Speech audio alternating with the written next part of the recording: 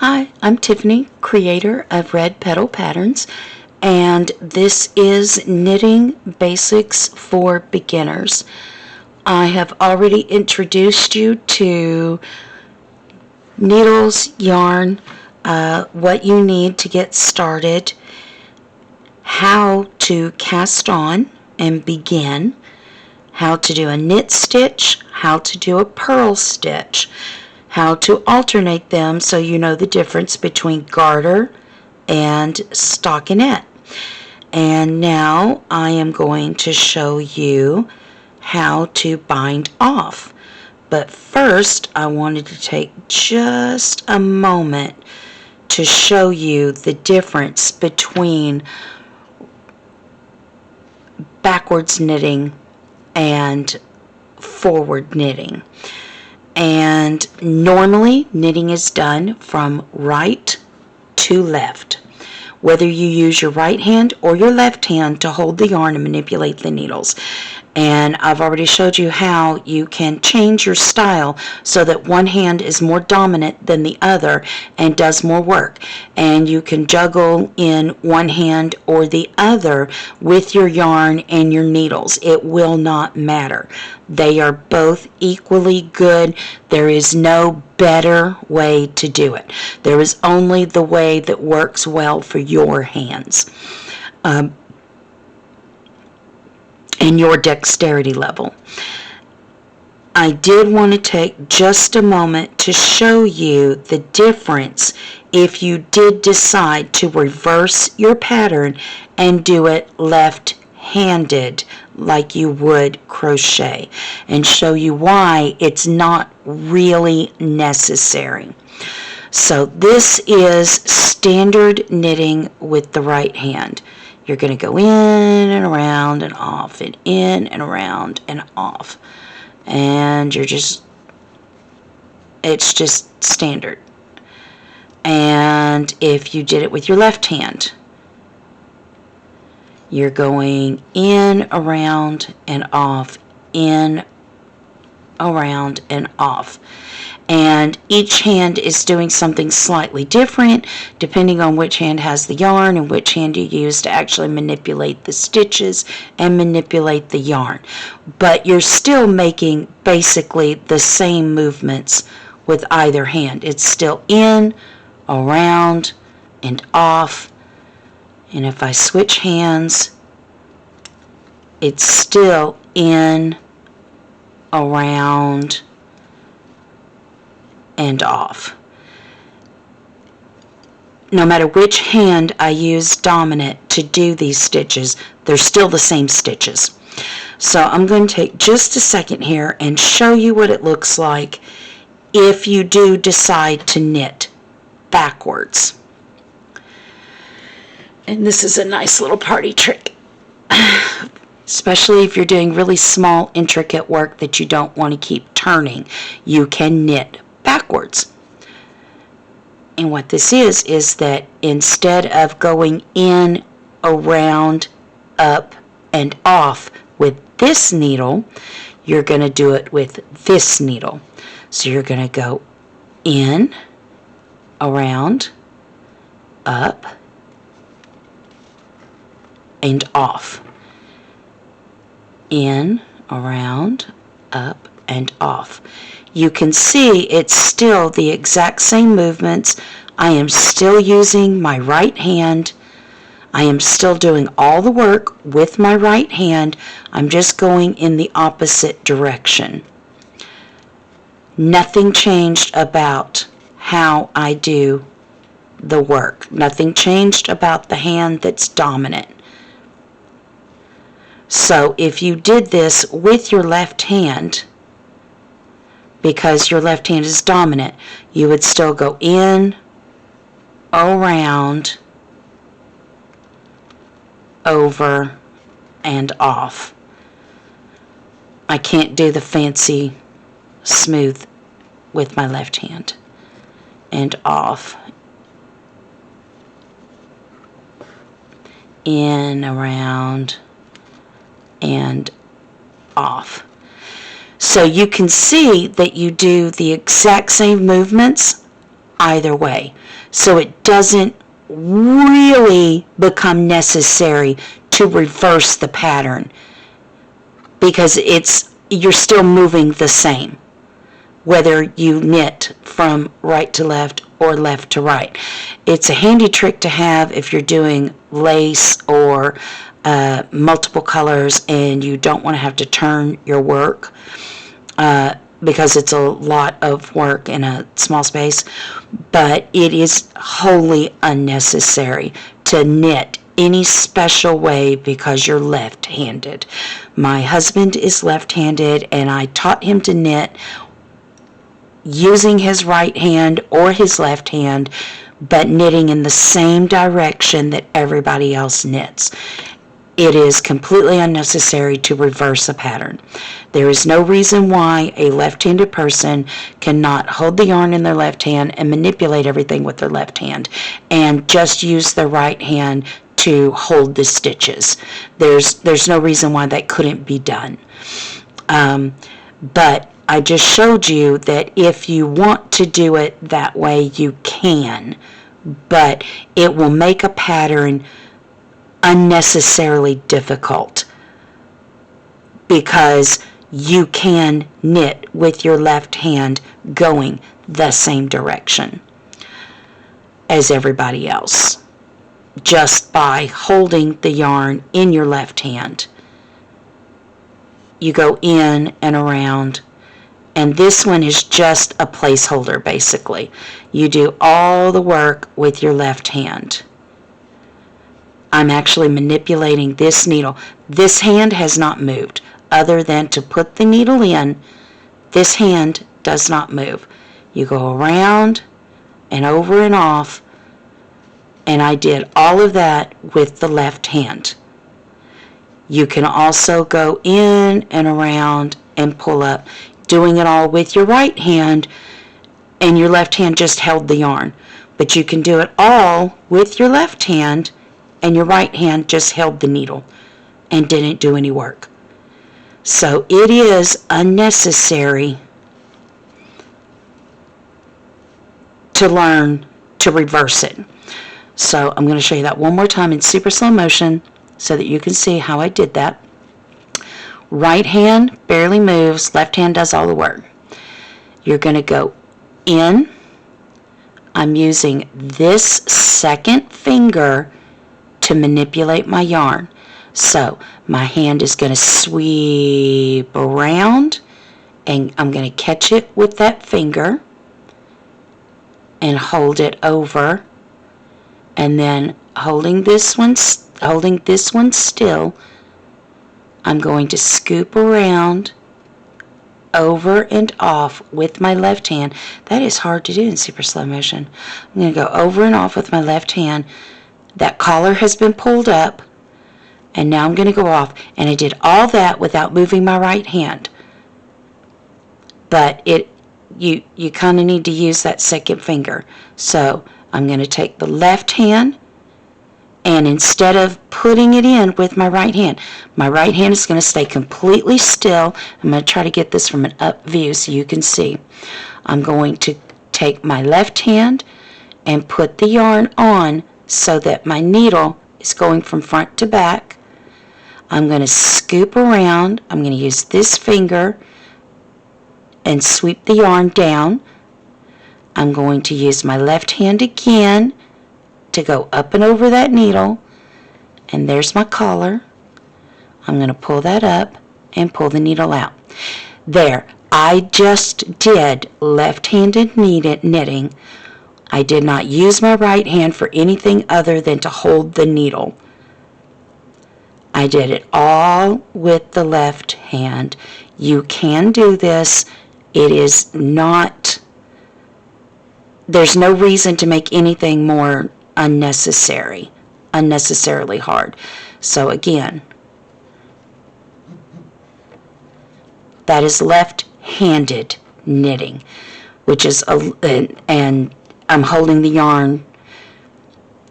It would be continental if you were right-handed, but continental only means you're holding the yarn in your left hand. English means you're holding the yarn in your right hand. Everything else is pivot, lever, flicking, throwing, picking, that is all just the style you use to move the yarn around. It has nothing to do with what hand you're holding it. So if you were left-handed and you wanted to hold the yarn in your right hand, which is what right-handed people do all the time when they're knitting continental. They're right-handed, but they're holding the yarn in their left hand. If you wanted to do that, you could still go in. This is just going to sit still so you can see I'm doing all the work with my left hand. So you would take this one, go in. Oh, this is a lot harder. Oh, because I didn't want to go in the right way. All right, so you're going to go in.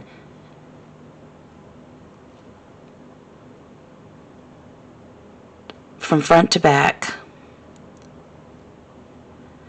And you're going to just flick one finger over, and then you're going to pull it. But if you're not right-handed, that could be hard to manipulate that yarn.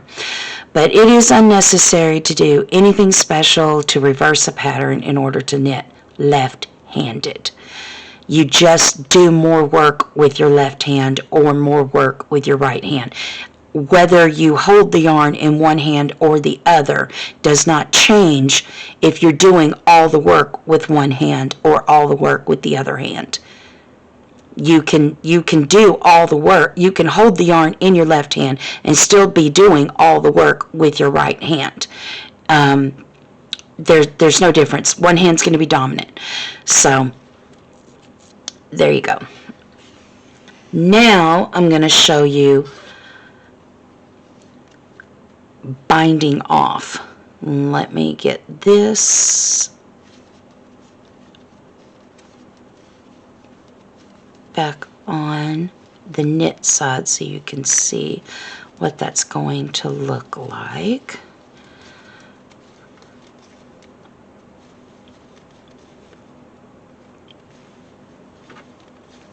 Okay. If I were to take this needle out, all of these stitches would just go away. They would slowly fall out one at a time, going down. You've seen this on t-shirts and pantyhose. You get a little hole, a little snag, and next thing you know, you've got a run of ladders. And that is knit. That is just the nature of knit. Each one of those is going to pop loose from the one above it. And it's just going to keep going and going and going and going until it runs all the way down. If you take them all out, it'll just disappear. The way we keep that from happening is to bind off. It's also sometimes called casting off. And we are going to secure these stitches and make an edge so that nothing can come off or loose. And you will see that on the cuff of a sweater. That is either where they cast on and then knit, or where they knit down and then bound off. And you want a nice, smooth, clean edge. Again, hundreds of ways to do it, lots of fancy tricks. I'm going to show you the basic utilitarian bind off that will work for most plain projects. Again, just like your knit and purl, you do not want this to be tight. You never want to pull or struggle. You should be able to easily get a needle in and out and move your stitches back and forth without anything falling off or falling out. And you already know how to do a knit stitch. This is a knit bind off, but there's one extra step, just like the cast on. You're going to go in, around, and off, and you've just made a regular knit stitch. You're going to put that stitch back on the needle. From here to the end of your row, you are going to knit 2 stitches at the same time. Now, if for some reason your stitches are not all facing the same direction, so sometimes you yarned over and sometimes you yarned under and your stitches are not facing the same direction, you will need to take one stitch off and turn the second stitch around so that it's facing the same direction. And that will just be taking it off and then twisting the needle around and putting it back on, just like you did when you made your cast on. And take it off, put the needle in, and turn the stitch so that it's facing the same way as this stitch, and then put it back on. And that is how you change a stitch anywhere in your work. If your stitch is going the wrong way and you don't like it, that's how you turn it around so that it goes the way you want. Now, till the end of the row, you're going to be doing 2 stitches at the same time. So what you're going to do is you're just going to separate the stitch you just made and the next stitch. And you can just put your finger in there and keep those separate and bring them down to the end. Now, you're going to put your needle in again, front to back, both stitches at the same time.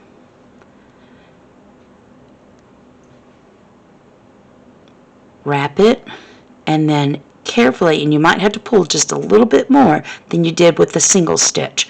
You're going to pull that around so that you see the little collar,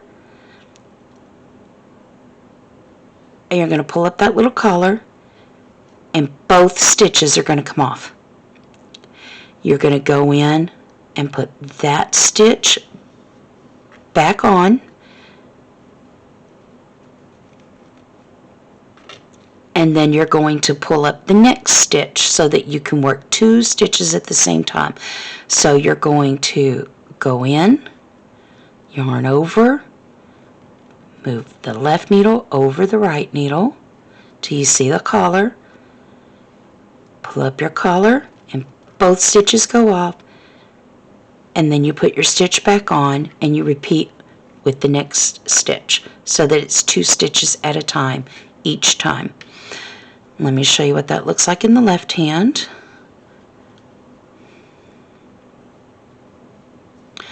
So you're going to go in, around, pull it up, and off.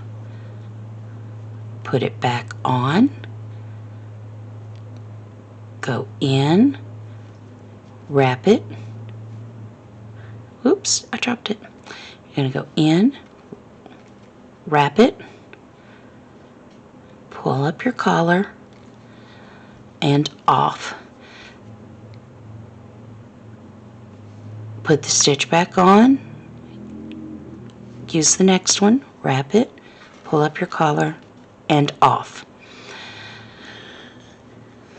You're going to do this all the way across.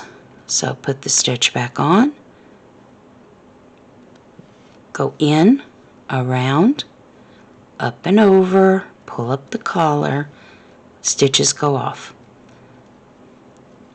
You're going to do that all the way around till you get to the last stitch. When you get to the last stitch, you got 1 stitch. At this point, you'll cut your yarn. At that point, you will cut your yarn. I usually leave 4 to 6 inches at the end here. These are going to get hidden. You very rarely are going to do anything with these unless you have a lot of pieces that are really small. You might use this to sew them together, and then you would want to leave a long enough tail to do that. But for our purposes today, you only need 4 to 6 inches. You're going to go in that hole. You're going to make that loop just big enough, that last stitch, to put your fingers through. You're going to grab that tail and pull it all the way through. All the way through, and then you're going to tighten it, and that will not come loose, and you now have a bound off edge. If you do not like being able to see that edge, you can knit from the purl side, from the wrong side, and it will cause this braid to roll to the inside, and you'll have a smoother edge. It will roll a little like this, and you'll have a cleaner edge across there if you don't like the braid. And that gives you two options there. But you can see this has a little bit of give to it. If you don't pull tightly and you stay relaxed in this, your cast on and your cast off will have a little bit of stretch to it. And that is all there is to binding off and knitting left-handed.